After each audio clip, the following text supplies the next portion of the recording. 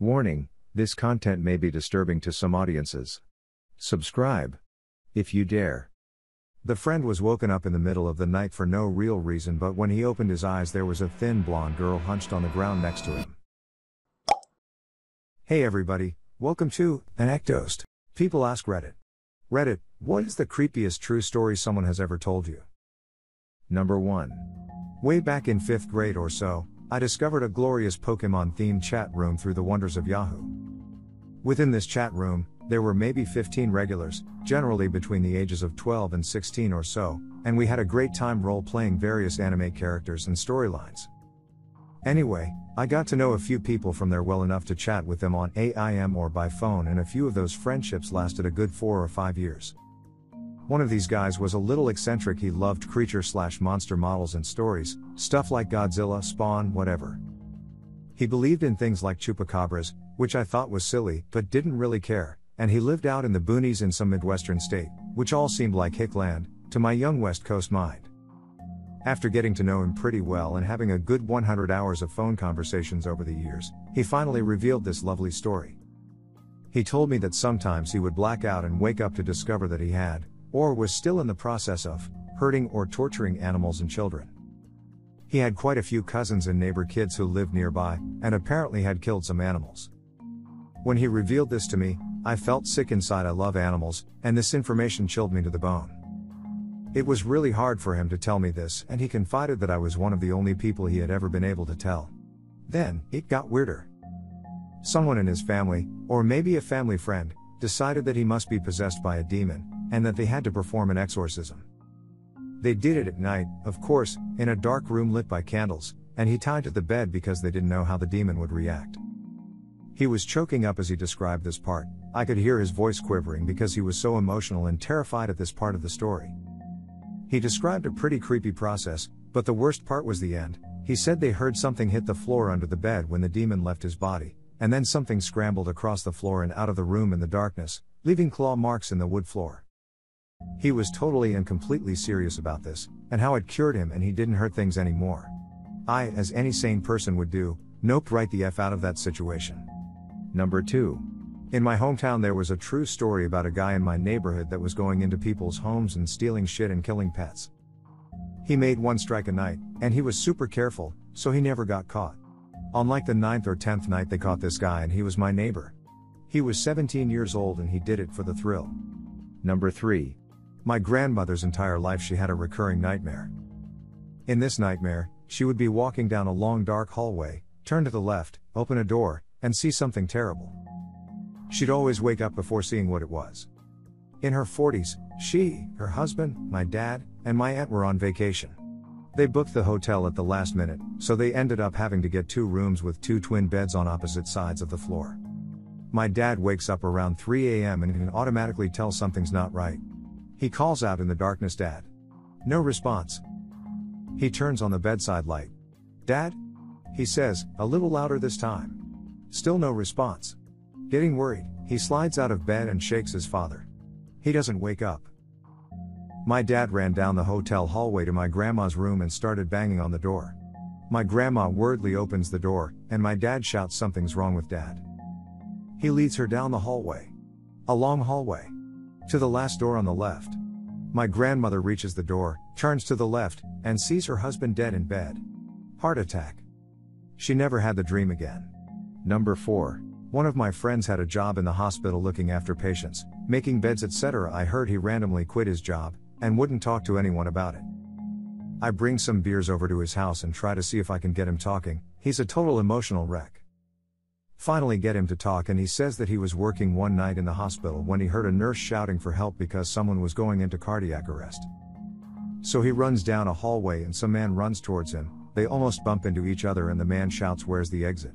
My friend points to the exit, then runs into the room with the man going into cardiac arrest, only to see it's the exact same person who ran past him in the hallway. He died in front of his eyes. Number 5. Commenter. I have a couple of stories, but this one always gets me. When I was around 7, my grandmother took care of a baby whose mother was an alcoholic and drug addict.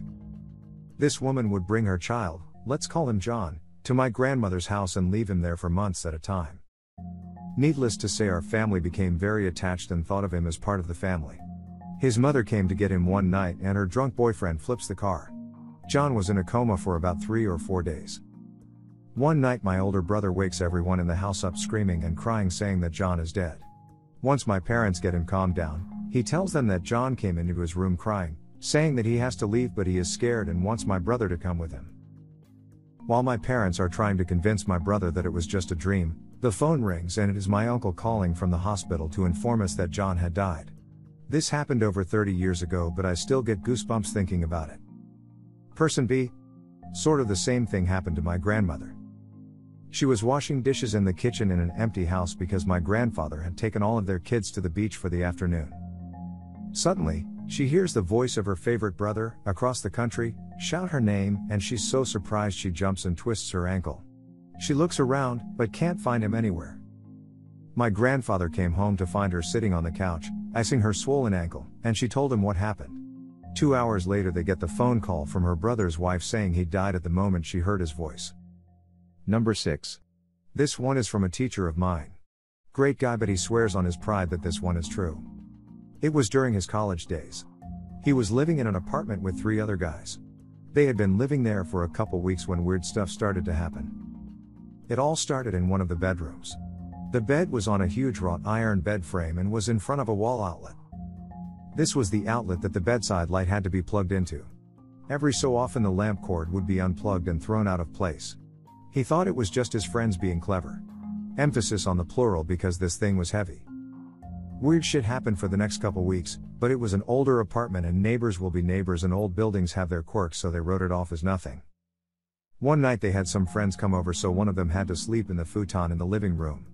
The friend was woken up in the middle of the night for no real reason, but when he opened his eyes there was a thin blonde girl hunched on the ground next to him. Now not much can make a 6 feet 4 inches 250 pounds tough guy panic, but this did. He just started hollering and yelping for his friends to come out as he grabbed for every inch 2 of the sheets. His friends thought he was just messing with them, but his face said otherwise. They just hung out for the rest of the night till he calmed down. They eventually ordered pizza just because they were no longer tired. When the delivery guy got here he was surprised. "Hey, this was my old place when I was in school." My teacher chuckled, "Hey, did weird shit happen when you lived here?" The pizza guy went blank. "OF, you've seen her too?" They moved out the next day. Number 7. My 4-year-old daughter was supposedly asleep when I heard noise coming from her upstairs bedroom. I tried to listen but could not make out what was being said. I approached the room and she stopped talking. Thinking I alarmed her, I went into the room. At the time she was sharing it with her 3-year-old sister. I walked in and saw the 4-year-old sitting up in bed. I smiled and said, "Is everything okay?" She said fine, but her sister said they were keeping her up. I asked who. My 4-year-old said sorry but that she was talking. When I asked her who she was talking to, my 3-year-old sat up and said, "The girl in the window, she said you were coming." After I shit a brick, I asked who the girl was and they both said a girl comes and stands in front of the window at night and talks to them. Not knowing what to say, I said okay, tuck them in, and hung around outside their door. The next day I asked about the girl. They said she came back but was mad. I waited a few days and asked again. My 4-year-old said the girl in the window was still mad. I forgot about it for about a week, when my wife said, "Who are the girls talking upstairs?" Freaked out I ran upstairs and both girls were sitting under the window looking up. They turned and looked at me and asked if I wanted to meet the girl. When they turned around, disappointed, they said the girl left. It has been about 5 years since and I have not heard about the girl in the window since then. Number 8. My mom has loads of stories about kids and ghosts. She works in a pediatrics ward here in our local hospital, Oma, UK. Once, while working night shift, she heard giggling noises coming from the playpen area of the ward. She was by herself and understandably, she was very freaked out. During the night, she figured out, or she thought she did, that the noise she kept hearing must have been from one of the toys, dolls, robots, stuffed animals in the playpen. Anyway, she tried her best to ignore the noise and hours later, fell asleep despite being so freaked out. When she woke up the next morning she decided to figure out what the hell had happened. She played with all the toys in the ward trying to extract every noise she could from them. Not one matched the laughing noise she heard the night before. Edit, forgot to add, she now believes that the noise was the ghost of a kid that died a couple of days before the phenomenon. Number 9. According to my dad, when my grandpa died, he and my mom decided I was too young to attend the viewing or the funeral. I was 2. My aunt and uncle decided the same for my 3-year-old cousin. A few hours after returning from the funeral, my dad walked into the living room to find me talking to an empty chair. I told him I was talking to Pappy and asked how he couldn't see him sitting there, and I then proceeded to describe the exact outfit he was buried in, down to the tie pattern and pin on his lapel, despite never seeing him in this outfit. Freaked out, my dad called my aunt and explained the incident. She told him that my cousin had just done the exact same thing an hour earlier. Number 10. My mom, grandparents, aunt and uncles and several of their neighbors all swear they saw a UFO hover over my grandparents' house in the late 1960s. They said it just hung over the backyard, silently spinning except for a faint wheezing sound for a minute or two with all sorts of colors in a ring. My mom and grandma said they remember the television and radio in the living room turning on full blast, getting transmissions and broadcasts from other countries in other languages, and appliances in the kitchen were rattling. My uncle said it was hanging right outside his bedroom window on the top floor, and that he was too scared to move, just stood by his window staring. Another time I'm pretty sure I saw a UFO with my mom behind our house about 10 years ago. Our backyard is basically a mile of farmland, and there was a bright, white light bouncing in the middle of the field and then it just shot up and was gone. Make sure to share your personal story in the comments below and have the opportunity to be featured in a future video.